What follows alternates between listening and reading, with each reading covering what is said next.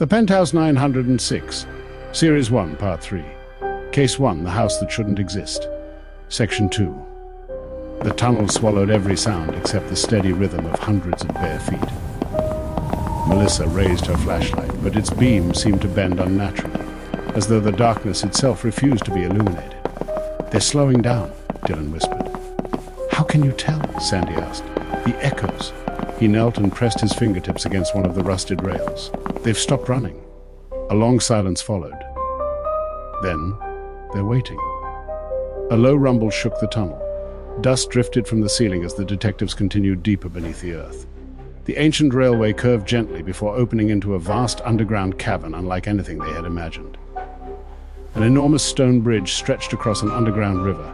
The water flowed silently beneath it. No ripples, no current, only a perfectly black surface that reflected nothing. Umang stared at the bridge. This shouldn't be here. Melissa slowly walked toward a weathered stone marker at the entrance. Its inscription had almost disappeared with time, but one sentence remained legible. "Only the remembered may cross." Sandy frowned. "What happens to the forgotten?" Before anyone could answer, a pebble rolled across the bridge by itself. It reached the center and vanished, not fell. Vanished. There wasn't even a splash. Dylan suddenly grabbed Melissa's arm. "Don't step onto the bridge." "Why?" "Someone is already standing there." Melissa looked carefully. At first, she saw nothing. Then lightning flashed somewhere impossibly high above the cavern. For less than a second, a tall silhouette appeared in the middle of the bridge, perfectly still, watching them. When darkness returned, it was gone. Sandy opened her tablet. "No signal," she sighed. "I didn't expect one." Then the screen lit up on its own. No keyboard, no controls, just one message: "Welcome back." Her heartbeat quickened. "It says back." Melissa looked over her shoulder. "We've never been here." "That's what worries me." The message disappeared. Another replaced it. "How much do you remember?" The tablet shut itself off. No amount of tapping would turn it back on. Umang examined the bridge's stonework. Every block contained tiny carved symbols. 9-pointed stars, eyes, railway lanterns, and names. Thousands of names. Most had been worn away by time. Some looked freshly carved. He traced one carefully. Victor Hale. Another. The railway foreman from 1968. Another. A woman listed in a missing person report from only 3 weeks ago.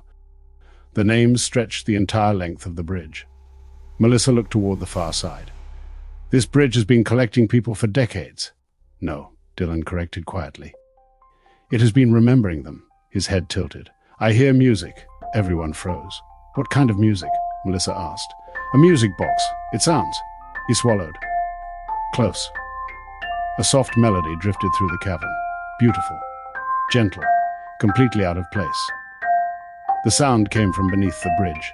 Ignoring every instinct telling them to leave, the detectives carefully climbed down an old maintenance ladder toward the riverbank. The air grew colder with every step. When they reached the bottom, they found a small wooden dock that shouldn't have existed. Moored beside it was an ancient rowboat. Inside the boat rested a tiny music box. Its lid was open. The melody continued playing even though its mechanism had long since rusted away. Melissa carefully picked it up. Inside the lid was an inscription. "Property of Emily Carter." Sandy searched her memory. "I know that name." She quickly flipped through old case files stored offline. Emily Carter, 8 years old. Reported missing in North Aurora in 1984. Never found. The same year shown on the calendar inside the abandoned house. Melissa gently closed the music box. The melody stopped. Instantly, the underground river began to ripple. For the first time, reflections appeared on its black surface. But they weren't the detectives. The water reflected people standing behind them. Dozens of them. Men, women, children, silent, watching. Melissa slowly turned. Nothing. The tunnel behind them was empty. She looked back at the water. The reflections remained. One little girl in a yellow raincoat stepped forward within the reflection. It was the same child they had seen in the underground station. She smiled sadly. Then she pointed toward the opposite side of the bridge. One word formed silently on her lips. "Collector." Before anyone could react, the music box sprang open again by itself. The melody resumed. This time, something answered. A deep metallic horn echoed through the cavern. Not from the abandoned railway, not from above, from somewhere beneath the black water. Dylan's face lost all color. Whatever made that sound is waking up. The water began to rise, slowly, silently, and from beneath its perfectly black surface, a massive hand reached upward. The enormous hand broke through the black water without creating a single splash. It was impossible. A hand that large should have sent waves crashing against the stone banks, yet the river remained perfectly calm. Melissa instinctively stepped backward. "Everyone, move!" The detectives retreated toward the maintenance ladder as the giant hand slowly opened its fingers. Its skin resembled weathered granite rather than flesh. Ancient symbols glowed faintly across its surface, the same nine-pointed star and watchful eye that had appeared throughout their investigation. Then a second hand emerged. This one gripped the edge of the dock. The old wooden platform groaned violently. Cracks raced across the planks. Dylan suddenly covered one ear. "No." Melissa looked at him. "What is it? It isn't speaking." "What do you mean? It doesn't use words." His face tightened with pain. "It communicates through memories." Without warning, each detective saw a different vision. Melissa found herself standing inside Penthouse 906. Every chair around the command table was empty.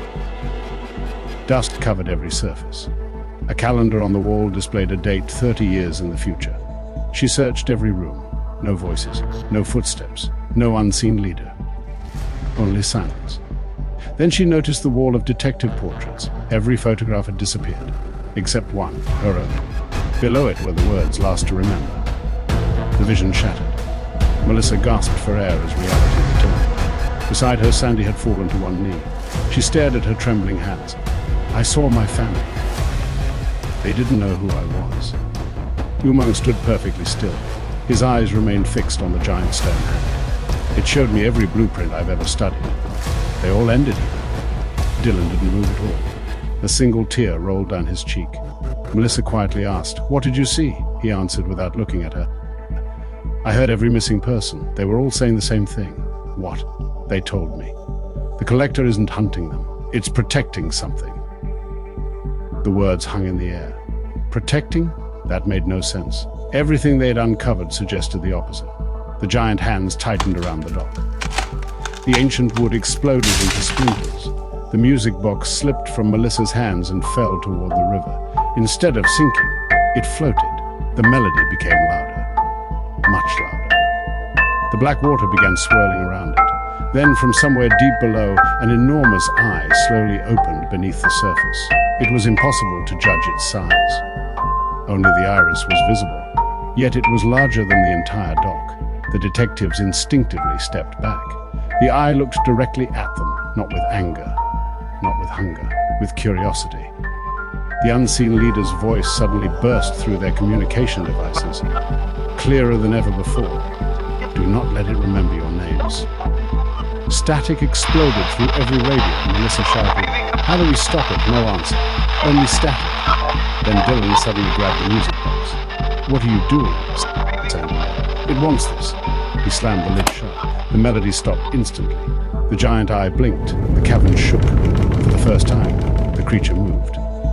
Not toward them. Away from them. The massive hands released the shattered dock and slowly disappeared beneath the black water. Within seconds, the river became perfectly still again. Only the broken dock remained. Melissa exhaled slowly. "I don't think we won." Umang nodded. "I don't think that was the battle." As they climbed back toward the bridge, Sandy noticed something carved into the stone railing that hadn't been there before. Fresh lettering, still glowing faintly. It read, "First anchor, located." Below it, a second line slowly carved itself into the stone before their eyes. "Second anchor is awakened." The four detectives exchanged uneasy glances. Melissa looked toward the endless railway tunnel stretching beyond the bridge. If that was only the first anchor. She didn't finish the sentence. She didn't have to. Somewhere beyond the darkness, another anchor was already waiting. And this time, it knew they were coming. Thanks for stepping inside Penthouse 906. If you enjoyed this mystery, don't forget to like, follow, and subscribe so you never miss the next case. Do you have a creepy mystery, sci-fi twist, detective idea, or even a personal story you have never figured out? Leave it in the comments. Your idea could inspire a future episode and become Become part of the ever-growing world of Penthouse 906. The cases never end.